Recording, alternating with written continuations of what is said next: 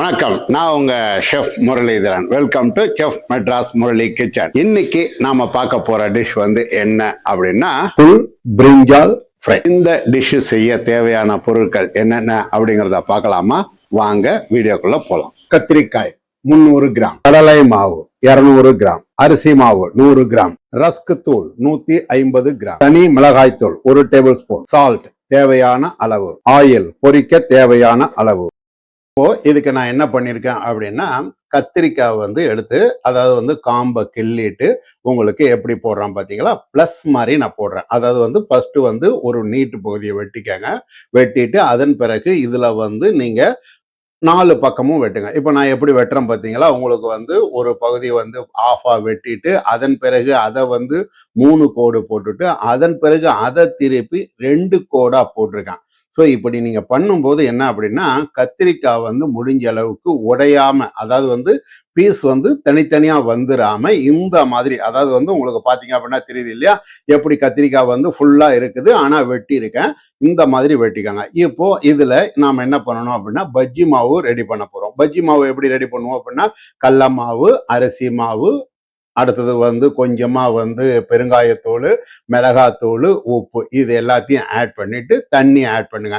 தண்ணி ஆட் பண்ணிட்டு நீங்க என்ன பண்ணுங்க, கன்சிஸ்டன்சி பொறுத்த வரைக்கும் பஜ்ஜி மாவு நமக்கு நார்மலான கன்சிஸ்டன்சி தான் இருக்கும். இப்போ பாத்தீங்களா நான் எப்படி பண்ணியிருக்கேன் அப்படின்னு கன்சிஸ்டன்சி, இந்த கன்சிஸ்டன்சில நீங்க பஜ்ஜி மாவு ரெடி பண்ணிக்காங்க. நான் இதுல உப்பு காரம் கொஞ்சம் இதுலயும் ஏத்தி போட்டிருக்கேன். நீங்க வேணும்னா குறைச்சிக்கிட்டு கத்திரிக்காயில தடவிக்காங்க. அது உங்களுடைய விருப்பத்தை சேர்ந்தது. இப்போ இந்த வெட்டின கத்திரிக்காயை நீங்க என்ன பண்ணணும் அப்படின்னா, இத மாதிரி டிப் பண்ணுங்க.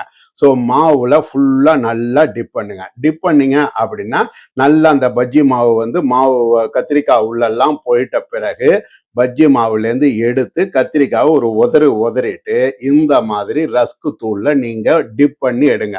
ரஸ்கு தூள்ல டிப் பண்ணும்போது என்ன ஆகும் அப்படின்னா, மேல அந்த பஜ்ஜி மாவுல கிறிஸ்ப்னஸ் எல்லாம் ஒட்டிக்கிட்டு நல்லா பக்காவா இருக்கும். ரஸ்கு தூள் எதுக்கு போடுறோம்? நம்ம கரகரப்புக்காகத்தான் போடுறோம். அப்போ மாவை வழிச்சிட்டு எடுங்க அப்படின்னு சொன்னது இதுக்காக தான். இப்போ இந்த மாதிரி எல்லா கத்திரிக்காயும் நான் ரெடி பண்ணி வச்சுட்டேன். நான் மொத்தமே 4 கத்திரிக்காய் தான் எடுத்தேன் 300 கிராமுக்கு. ஸோ நீங்களே எத்தனை கத்திரிக்காய் எடுத்துறீங்களோ அதை மாதிரி இதை ரெடி பண்ணி வச்சுக்கிட்டு ஆயில் வைங்க.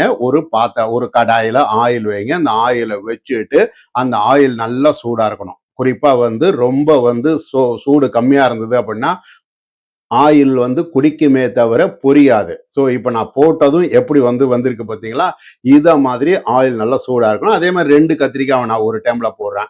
நீங்கள் உங்கள் வைக்கிற பாத்திரத்தில் எவ்வளோ பெருசு வேணுமோ வச்சுக்காங்க. இப்போ இந்த கத்திரிக்காவை நீங்கள் என்ன பண்ணுங்க, பெரட்டி விடுங்க. பெரட்டி விட்ட பிறகு நீங்கள் என்ன பண்ணணும் அப்படின்னா, கத்திரிக்காவை நல்லா ஃப்ரை பண்ணிக்காங்க. ஒரு சில பேர் கத்திரிக்காயில் காரம் உப்பு வேணும், ஜாஸ்தி வேணும் அப்படின்னா நீங்கள் என்ன பண்ணலான்னா, கத்திரிக்காவை நம்ம ஃபர்ஸ்ட் வெட்டணும் இல்லையா, அதுலேயே நீங்கள் உப்பு மிளகாத்தூளை, நம்ம பஜ்ஜி மிளகாக்கு எப்படி உப்பு போட்டு மிளகாத்தூள் போட்டு பஜ்ஜி போடுவோம், அந்த மாதிரி நீங்க அதுல கொஞ்சம் போட்டுக்கிட்டு மாவுல டிப் பண்ணீங்கன்னா இன்னும் கொஞ்சம் அதுல உப்பு காரம் அப்படிங்கிறது ஏறும். நான் மாவுலே ஜாஸ்தி போட்டதுனால அந்த மாதிரி மெத்தடு போடல. உங்களுக்கு வேணும்னா போட்டுக்காங்க. நீங்க மாவுல போட்டுட்டு அதுல போடாம இருந்தீங்க அப்படின்னா ஒரு சில பேருக்கு உப்பு காரமே இல்லைன்ற மாதிரி வந்துடும். இப்போ இது நல்லா ஃப்ரை ஆன பிறகு ஓசை அடங்குது. அதாவது முதல்ல போடும்போது எப்படி ஓசை இருந்தது, இப்போ பாருங்க ஃபுல்லா ஃப்ரை ஆயிடுச்சு. ஃப்ரை ஆன பிறகு எடுத்துக்காங்க.